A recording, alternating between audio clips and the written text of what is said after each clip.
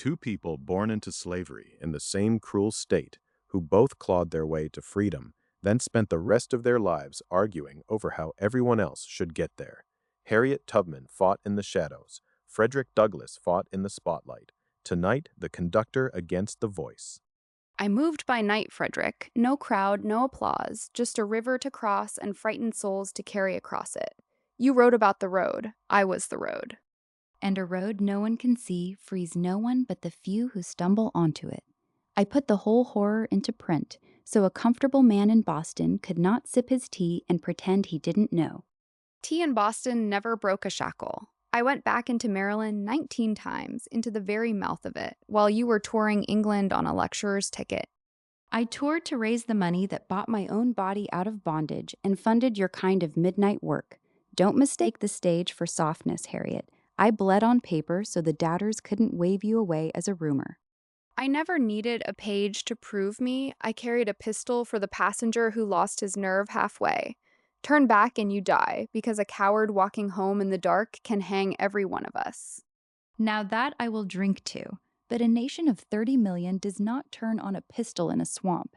It turns the day its conscience can no longer look itself in the mirror and lie. So one fought where no one was watching, the other where everyone was. But push on it, because the real question isn't which was braver, it's which path cost more and what it bought. You want to talk cost? There was a bounty on my head and a price on every face behind me. I slept in the frozen brush with a baby dosed quiet, because one cry in the wrong minute buries the whole party. And I stood on platforms where men hurled chairs and shattered my hand in Indiana for the sin of speaking plainly. We both wagered our lives, Harriet. I simply did it with my name nailed to the poster. Your name is exactly the risk I could never afford. Fame is a lamp, Frederick, and a conductor in the dark cannot carry a lamp without lighting up everyone she's trying to save. Yet that lamp is what turned the Constitution from a slaveholder's contract into a weapon we could aim back at them. I broke with Garrison, who wanted to burn the document. I said no, we hold this country to its own written word.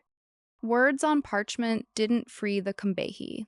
I led 300 out under gunfire, the first woman to march soldiers into a raid in that entire war. That wasn't persuasion, Frederick. That was fire and boats and nerve. And that fire only had a union worth marching for because men like me spent 20 years convincing the North it was worth their sons' blood. Somebody has to build the army before you can lead it through the reeds.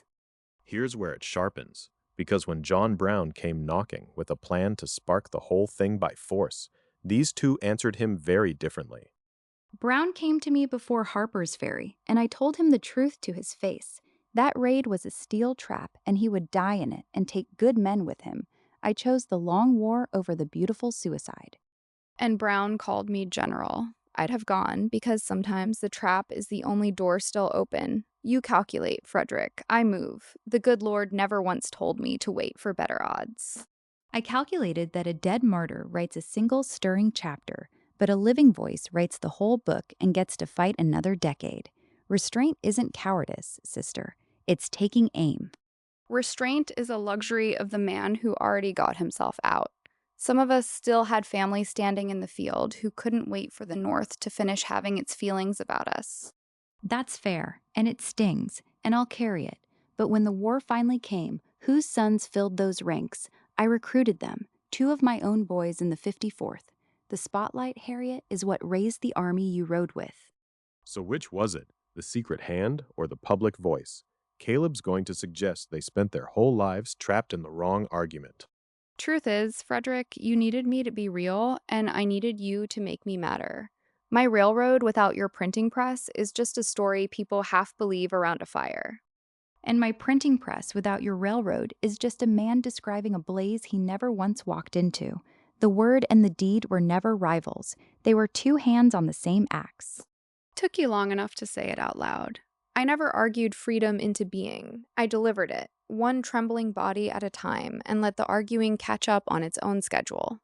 And I argued it until a country that once owned you had to write your liberty into its own law with its own hand. Neither of us finished the thing, Harriet. We just flatly refused to hand it back. The finishing was never ours to see anyway. You plant in the dark or you plant in the light. Either way, you're planting for a harvest that comes long after you're gone. And you trust a stranger you will never meet to bring it in. That is the whole faith of it.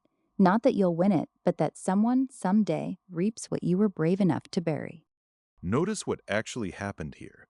The conductor and the orator spent their lives looking like opposites, one vanishing into the night, one blazing on every stage, and both were doing the exact same impossible thing, refusing to accept the world as it was handed to them.